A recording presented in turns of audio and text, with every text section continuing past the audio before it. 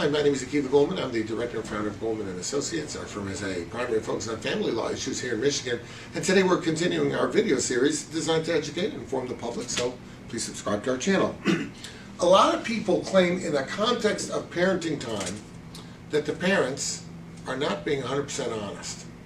Either they're not being 100% honest in how they get the parenting time, what they're doing with the child on the parenting time. That's a very popular complaint. He said they were hanging around the house, and meanwhile he took them to a tractor pull or whatever, that kind of thing. We do see that a lot.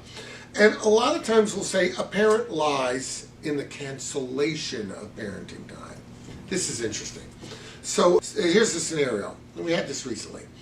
They're switching off parenting time, alternating holidays, alternating weekends. Now, the alternating weekends, well, that's sort of a two-edged sword. You see, on the one hand, a big benefit, spend weekend with your kid. On the other hand, it's also an opportunity for the other parent to have a weekend for me time. A weekend to, I don't know, catch up on work around the house, work from the office, without having to entertain the children all weekend. So there is a benefit to that, too. A lot of times we'll get the complaint that lately I'm finding that the kids are always with me and I'm accommodating the other parent because this comes up and that comes up. Meanwhile, it's all a pack of lies.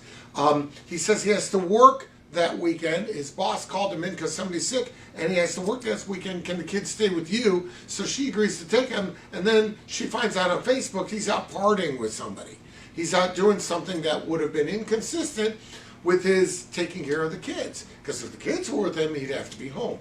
So what do you do if you are constantly being put upon by the other parent and it all turns out to not even be true? It's one thing if you're accommodating the other parent because they're ill or they have to work late or something like that. So you're accommodating them. If you need it, they'll accommodate you, and there's a good give and take in that scenario. But if the other person is just taking advantage of you and lying so that they don't have to see their children and they can party on, then what do you do about that? Well, number one, you got to figure out what are we upset about and what are we not upset about. If you like having the opportunity to have the kids with you all the time, then the only thing we really should be upset about in that scenario is the fact that the child support is probably based on the fact that he's having the kids for those overnights and he's not using them. So therefore the child support should go up because he's got less overnights than the order says he has. So that's one thing to complain about. On the other hand, if the complaint is, look, you're entitled to a life too. You have your kids the whole week. You want your alternating weekends because you've got some obligations. And maybe, God forbid, you want to socialize a little yourself. So, it's very, very unfair. If that's what the problem is, then what should happen is like this. You should file an appropriate motion and bring this to the court's attention. Your lawyer should tell the court what's going on and say to the court, look, he never tells us. It's always a big excuse. Someone's ill. Someone's in town that he didn't expect. He has a flood in the basement he's got to do. And it's always an excuse. And somehow these problems always work out when it's his weekend. They never work out on the alternating weekend.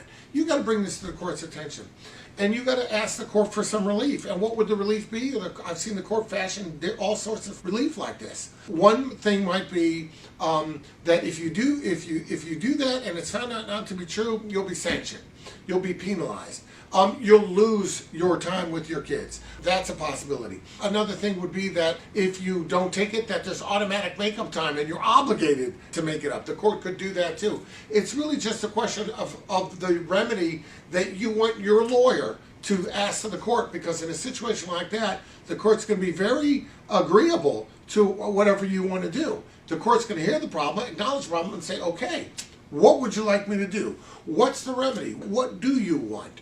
Do you want more time with your kids? Do you want him to have his time suspended? Do you want the support modified? What is it? And so you should discuss with your lawyer what the remedy is going to be before you go before the judge and ask for that remedy. But it's something clear, and there are remedies and there are options. If you have any questions about those options, reach out, and of course, we'll be glad to help you out.